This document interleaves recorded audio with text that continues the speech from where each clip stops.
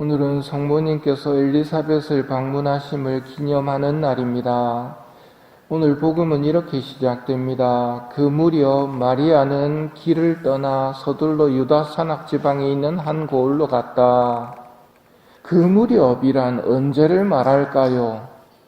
내 친척 엘리사벳을 보아라. 그 늙은 나이에도 아들을 잉태하였다.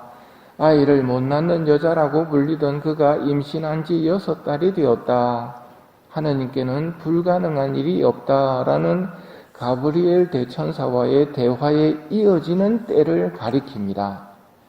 이걸 보고 어떤 사람은 성모님의 방문을 이게 진짠가 의심스러워서 확인차 간 것처럼 말하는 사람들이 있는데 크게 잘못 생각한 것입니다. 만일 엘리사벳이 그 늙은 나이에 임신했는지 안 했는지 확인이 필요했다면 임신한 성모님이 가시는 것보다도 누구 시키는 게 더 낫죠. 그리고 직접 가시더라도 가서 3달 동안 거기 있을 이유는 없습니다. 오늘 복음은 성모님의 방문 목적에 대한 힌트를 줍니다. 왜 성모님이 방문하셨는지, 그 무렵 마리아는 길을 떠나 서둘러 유다 산악 지방에 있는 한 고을로 갔다. 성모님은 웬만한 일에는 서두르지 않으십니다. 하지만 단 하나, 지체하지 않으실 때는 하느님을 위한 일을 하실 때입니다. 하느님을 위한 일을 하실 때는 서둘러 하느님의 일을 행하십니다. 아기 예수님을 위한 일에 성모님은 조금도 지체하지 않으십니다. 엘리사벳을 방문하시며 서두르신 것은 무엇을 위해서였는지 성모님께서 엘리사벳을 만난 뒤에 일어난 일들이 그것을 말해줍니다. 성모님께서 길을 떠나 유다 산악 지방의 엘리사벳 집으로 갔을 때 엘리사벳을 만난 뒤 엘리사벳이 하는 말에 귀를 기울여 봅시다. 거기에 성모님께서 서두르셨던 이유가 나오기 때문입니다. 보십시오. 당신의 인사말 소리가 제 귀에 들리자 저의 태안에서 아기가 즐거워 뛰놀았습니다.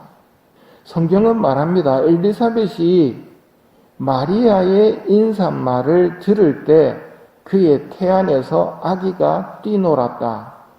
엘리사벳은 성령으로 가득 차 큰 소리로 외쳤다. 성모님은 단순히 나자렛의 한 아가씨가 아님을 성령으로 가득 찬 엘리사벳은 깨닫습니다. 그래서 큰 소리로 외칩니다.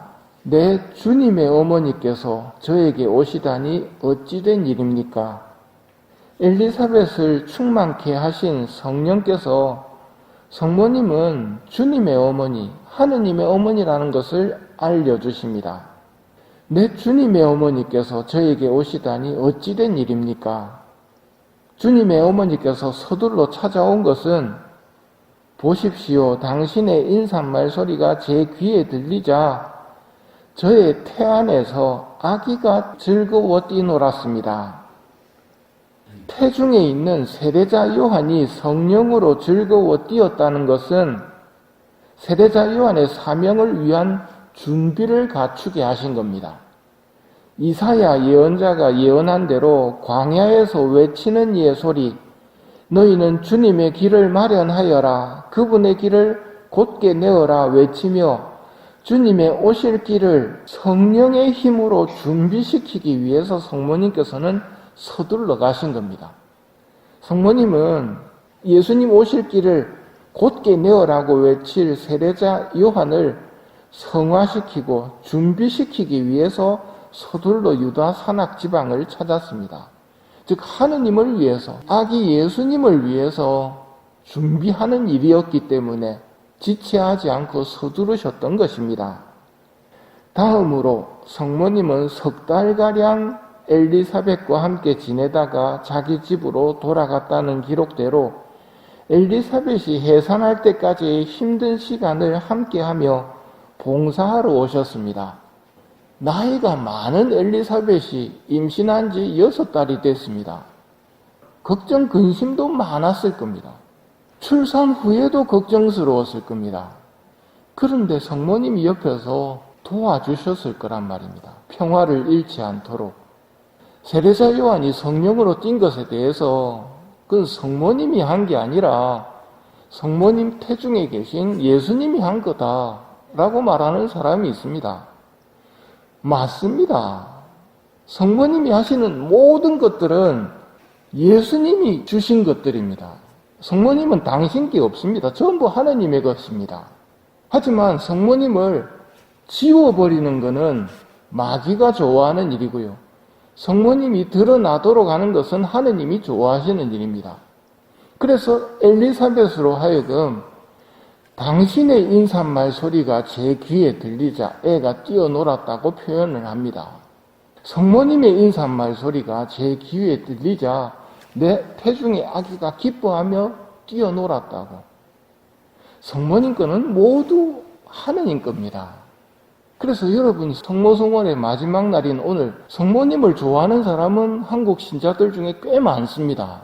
내가 그렇게 좋아하는 성모님을 이분이 내 어머니시다 하고 주신 분이 예수님입니다. 그 좋은, 그 아름다운 성모님을 창조하신 분이 하느님입니다. 성모님을 보면서 그 아름다움을 보면서 하느님을 찬미할 수 있을 때 제대로 보는 겁니다. 하느님은 싫고 난 성모님이 좋아한다면 이 마귀가 좋아할 일입니다. 성모님도 그거는 슬퍼하십니다. 오늘 복음에서 성모님이 뭐 하십니까? 하느님을 찬미하고 있지 않습니까? 성모님에게서 좋은 것을 발견했을 때 성모님을 만드시고 성모님을 우리에게 주신 하느님을 잊지 말아야 됩니다. 복되신 동정 마리아 방문 축일인 오늘 성모님을 바라봅시다.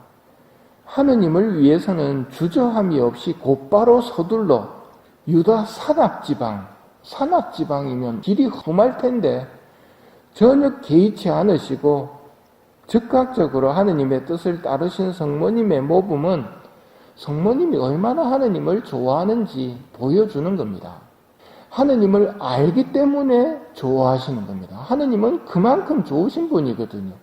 우리가 몰라서 하느님을 덜 사랑하는 것이기 때문에 알게 해주십시오라고 꾸준히 기도해야 합니다.